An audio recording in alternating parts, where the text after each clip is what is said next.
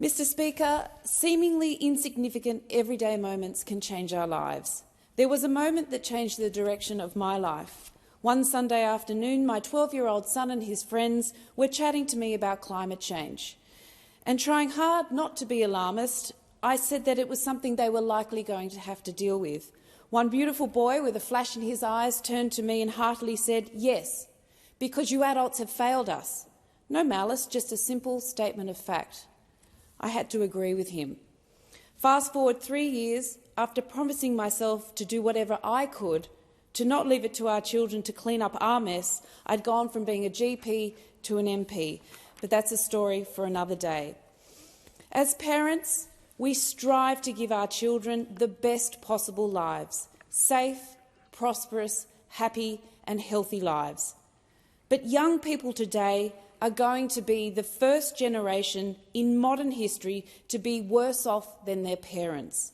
Centuries of progress are being undone. Our children, grandchildren and future generations of Australians will inherit a world facing converging crises that we, the current generation of leaders and policy makers, are quite simply responsible for. Climate breakdown, environmental destruction that would have been unimaginable 50 years ago, an extinction crisis, a housing crisis where for too many Australians the dream of owning their own home has become nothing more than a pipe dream, epidemics of depression and anxiety, of obesity and type 2 diabetes. We've let gambling infiltrate the everyday lives of our children, growing homelessness and poverty, growing inequality and, of course, growing intergenerational inequality. Nor is this list exhaustive, but you get the point. These multiple disasters have not happened overnight. They have been decades in the making. But decade after decade, despite decision-makers and governments knowing about the seriousness of these problems, knowing the causes and often even knowing the solutions, have not acted or have been unable to act in a way that prevented these problems from occurring or relentlessly getting worse. Instead, we've seen repeated short-term band-aid solutions and policies that have been futile or have even made the situations worse. So what is the cause of the repeated policy failures on so many different fronts? What is to blame? Well, it's clear. The way we make decisions, the way we plan, is failing us. The systems, the structure and culture that promotes short-term thinking, short-term solutions and short-term populism over long-term vision and planning is the crux of the problem. Add to that siloed, blinkered decision-making, and you have a recipe for repeated failure. Over the past 3 years, I've witnessed firsthand the way individual portfolios and ministries of the same government may often work at odds with each other, in competition rather than in concert, where the goals and policies of one undermine the goals of another. In facing so many crises, that much-used maxim, the definition of insanity is doing the same thing over and over and expecting a different outcome, has never been more relevant. We must change, and that is what my bill offers today, a different way forward. This bill is heavily based on the groundbreaking work that is being done in Wales. Wales introduced the Wellbeing of Future Generations Act and Commissioner in 2015.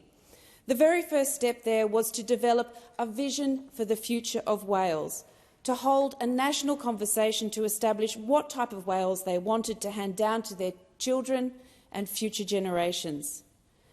As Sophie Howe, the former Commissioner of the Wellbeing of Future Generations in Wales, said, "It should not be revolutionary for a country to have a shared vision for their future, but many countries, including Australia, do not." Norway, on the other hand, does have one. They have a $2 trillion sovereign wealth fund for the people of their nation to prosper into the future. We have nearly $1 trillion in debt. And so, This bill introduces a framework to change this, to make sure government and public bodies work together to ensure that they take the well-being of future generations of Australians into account in all of their decision-making. This is not an easy reform. It requires broad cultural change, especially from our leaders. So how will my bill change things? Well, it's based on the fundamental principle that the needs and well-being of the current generation should not compromise the ability of future generations to meet their own needs and well-being. It does 4 things. It creates a legislative framework that ensures intergenerational equity and well-being are taken into account in government and other public decision-making. It imposes a positive duty on government and public bodies to take into account the long-term impact of their decisions. It establishes an independent statutory commissioner for future generations to make sure that everything this Act is trying to achieve is achieved. And lastly, it will start a national conversation on the well-being of future generations in this country. The Commissioner will lead a public consultation process to include a wide diversity of voices to make Australians active co-creators in this new vision for Australia's future. Crucially, it will establish new ways of working that embed long-term considerations and focuses on prevention. It will ensure collaboration and integration of policies of different public bodies and portfolios, so that the policies of one do not undermine the policies and wellbeing goals of the other. Australians want politicians to start thinking beyond their own re-election prospects. They want long-term solutions, they want vision and they want hope. We owe them that much.